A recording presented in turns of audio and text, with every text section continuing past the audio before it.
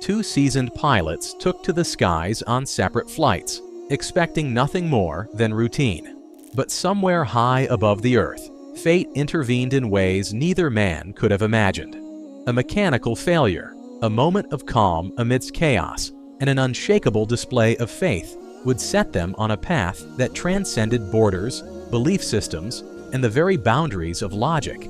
By the time they returned to solid ground, both men had crossed into a new reality, forever changed, and now united by a faith they had never considered before: Islam.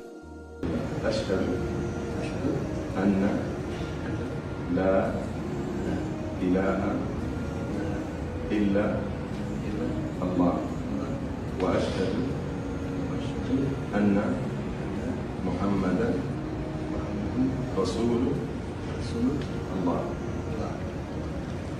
Welcome to Islam. In the vast expanse of Russian airspace, two pilots lived their lives unaware that destiny was about to intervene in the most extraordinary way.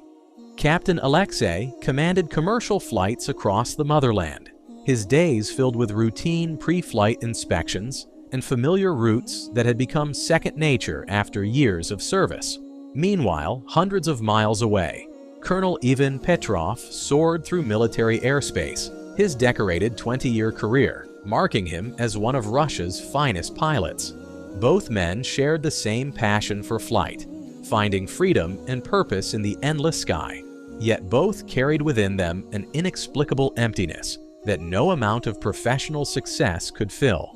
Captain Alexei had always been methodical in his approach to aviation. On this particular morning, as golden sunlight bathed the aircraft in warm hues, he conducted his standard exterior inspection with practiced precision. Every rivet, every surface, every component received his careful attention. The commercial airliner gleamed under his scrutiny, a testament to Russian engineering and his own dedication to safety. Moving to the cockpit, he systematically checked each instrument, each system responding exactly as expected. The aircraft was in perfect condition, ready to carry its precious cargo of human lives across the continent. Ivan Petrov, despite his military accolades and reputation for handling the most dangerous missions, found himself increasingly troubled by questions that had no easy answers. What meaning lay beyond the thrill of flight? What purpose drove him beyond duty and country? These thoughts haunted his quiet moments, creating a restlessness that seemed to grow stronger with each passing year. His colleagues saw only his professional competence and decorated service record, unaware of the spiritual void that consumed him from within. As passengers boarded Captain Alexei's flight that fateful morning, the routine nature of commercial aviation masked the extraordinary events about to unfold. Among the travelers was a middle-aged Muslim man whose calm demeanor and quiet confidence would soon prove more valuable than any emergency equipment aboard the aircraft. The man settled into his seat with the peaceful bearing of someone whose faith provided an unshakable foundation, though none of the other passengers paid him any particular attention. The crisis began without warning as Captain Alexei's aircraft reached cruising altitude. The steady rhythm of the engines, that reliable heartbeat of modern aviation, suddenly faltered into an ominous grinding that sent chills through every experienced traveler aboard. Warning lights erupted across the cockpit like fireworks, their urgent glow illuminating faces tight with concentration, as both pilot and co-pilot immediately implemented emergency procedures. The engine failure alarm pierced the air with mechanical screams that seemed to echo the rising panic of the passengers. In the cabin, the change was unmistakable and terrifying.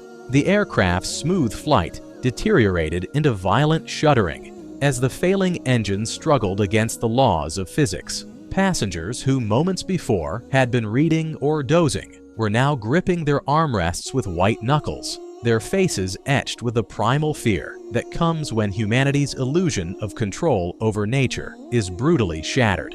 Voices rose from whispered concern to desperate shouts, tears flowing freely as the reality of their situation became undeniable. Yet amid this chaos of terror, the Muslim passenger remained an island of tranquility. While others succumbed to panic, he rose calmly from his seat and knelt in the aisle, beginning his prayer with movements that spoke of deep, unshakable faith. His serenity was so profound, so out of place in the midst of collective terror, that nearby passengers stopped their own panic to stare in amazement. Here was a man facing potential death with the same peaceful composure others might reserve for a quiet evening at home. Captain Alexei, having momentarily left the controls to his co-pilot, entered the cabin intending to provide reassurance to his frightened passengers. Instead, he found himself transfixed by the sight of the praying Muslim man. The contrast was extraordinary. While experienced travelers wept and seasoned business people whispered desperate prayers to half-remembered gods, this stranger knelt in perfect calm, his faith providing an anchor that seemed to stabilize not just himself, but the very atmosphere around him. Meanwhile, Colonel Ivan Petrov was experiencing his own confrontation with fate during a peacekeeping mission in the Middle East. His military aircraft, victim to the same capricious nature that had struck Captain Alexei's commercial flight, suffered catastrophic engine failure over terrain so remote that rescue seemed impossible. Despite his exceptional skills, Ivan was forced into an emergency landing that left him stranded in a small village, cut off from the familiar world of military protocol and technological support. The village where Ivan found refuge seemed to exist in a different dimension from his previous experience. Here, under the guidance of Imam Abdul Rahman, life moved to rhythms unchanged for centuries. The elderly Imam, whose wisdom had been earned through decades of spiritual study and compassionate service to his community, welcomed the stranded pilot with a warmth that transcended language barriers and cultural differences. As days stretched into weeks, Ivan found himself drawn into conversations that challenged every assumption he had held about life's purpose and meaning. The moment of transformation for Captain Alexei came as suddenly as the crisis itself had begun. After witnessing the Muslim passenger's unwavering faith and hearing his simple but profound words about trusting in Allah's protection, something fundamental shifted in the captain's understanding of reality. When he returned to the cockpit, the failing engines inexplicably began to function normally again, their steady hum returning as if responding to some force beyond mechanical explanation. The timing seemed far more than coincidental. It felt like direct intervention from the divine realm the Muslim passenger had accessed through prayer. As the aircraft safely completed its journey and touched down at their destination, Captain Alexei felt the weight of an experience that demanded response. The Muslim passenger, humble in his certainty that Allah had answered his prayers, agreed to accompany the captain to the nearest mosque.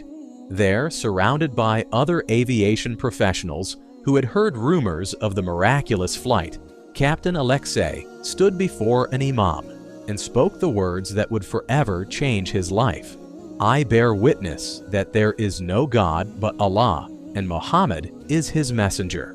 The Shahada flowed from his lips with surprising ease, as if his soul had been preparing for this moment throughout his entire career.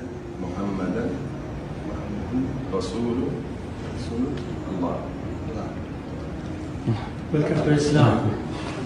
Welcome to Islam. Ivan Petrov's transformation followed a different timeline but led to the same destination. His weeks in the village became a masterclass in Islamic living as he observed the daily prayers, participated in Ramadan fasting, and engaged in deep discussions with Abdul Rahman about the nature of faith and surrender to divine will. The Quran, which the Imam encouraged him to study, spoke to questions that had tormented Ivan for years, offering not just answers, but a complete framework for understanding his place in the cosmic order. When the rescue team finally reached the remote village, they found a changed man. Ivan had already recited the Shahada with Abdul Rahman as his witness, formally embracing the faith that had filled the spiritual void in his life. His return to Russia marked not just a geographical journey, but a spiritual rebirth that would influence every aspect of his remaining years. Both pilots discovered that their conversions were not endings, but beginnings. Captain Alexei found that his new faith enhanced rather than hindered his professional abilities, providing a sense of purpose that transformed routine flights into opportunities for gratitude and service. Ivan Petrov continued his military career with renewed dedication, but also became an active member of Russia's Muslim community, sharing his story with others who struggled with the same existential questions that had once plagued him. Their parallel journeys demonstrated that divine guidance can manifest in countless ways, sometimes through dramatic crisis that strips away all illusions of control, sometimes through gradual awakening during periods of enforced reflection and study. Both men learned that the emptiness they had carried for years was not a flaw in their character, but a space deliberately left open for faith to fill. Years later, when Captain Alexei and Colonel Ivan Petrov finally met at a gathering of Russian Muslim converts, they recognized in each other the same peace that comes from surrender to Allah's will. Their stories, different in detail but identical in essence, became testimonies to the truth that no one is beyond the reach of divine guidance, and that the most unexpected circumstances can become doorways to eternal truth. The sky that had once been merely their workplace had become a daily reminder of the infinite mercy and power of the Creator, who guides all things according to His perfect wisdom.